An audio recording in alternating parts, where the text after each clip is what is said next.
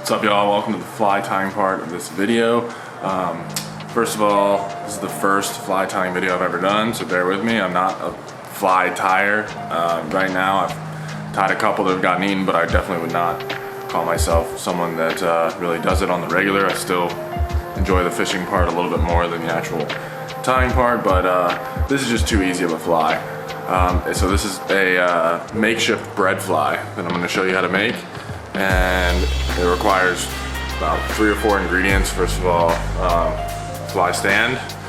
You need one of these bad boys, very cheap, very inexpensive. It's actually my buddy's he let me borrow. I mean, literally clamp on, I think it's like 10 bucks.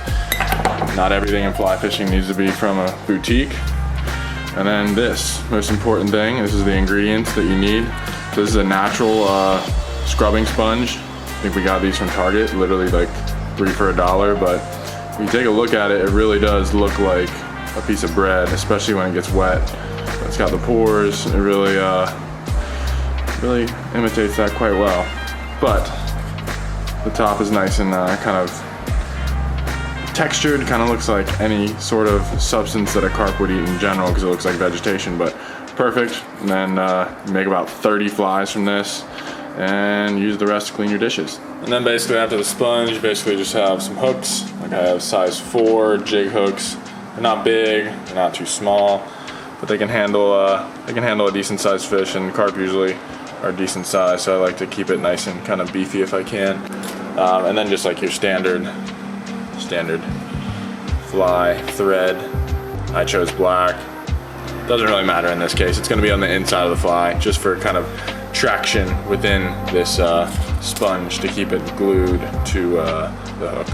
I actually really hate this stand, so I've been making some outdoor furniture, so I think I'm going to use some of this scrap wood and make a little stand real quick.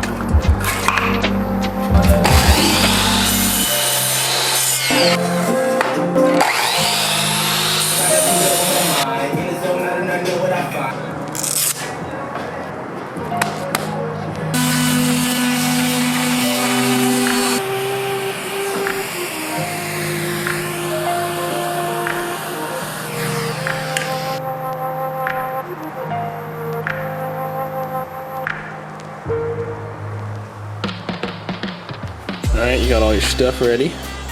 I'll start off by making some wraps around the eye of the hook.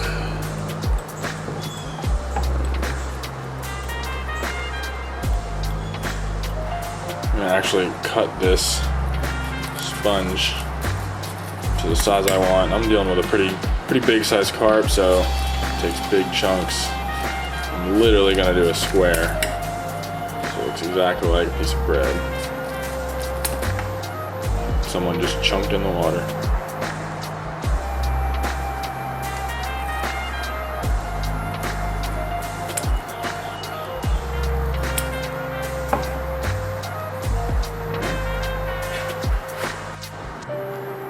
After you cut your square, kind of get it nice and threaded through. It's almost weedless if you let it be. The hook's coming right out the end, but it's like flush with it, so if it gets caught on any algae or anything, and then when it's compressed, that hook comes out.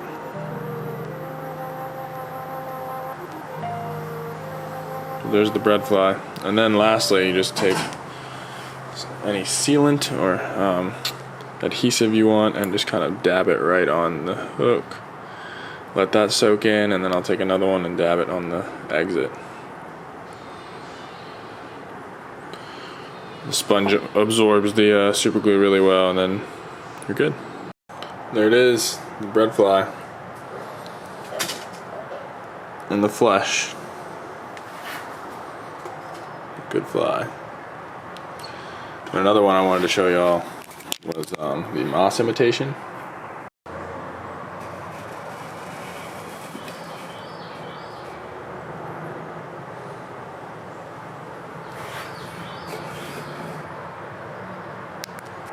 And then that basically poofs up the marabou in the front, and you have your eye right there, but it sits in the water upright.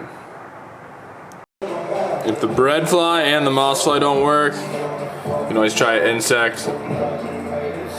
I've had a couple takes on light little insects like this. This is a very small fly, my pointer finger. Yeah, definitely tough to get something to eat that, but you might catch a bass with it too. But I definitely would try an insect or an ant or a fly, something like that, if the other ones don't work. And that's it. Got your fly. Easy enough. If you got taken here by my other carp video, there'll be a link in the description, or just click back now. If not, consider subscribing, hang around.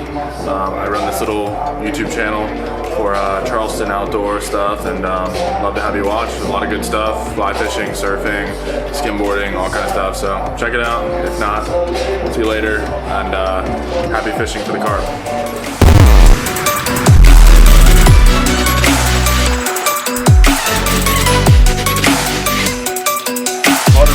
That's the male.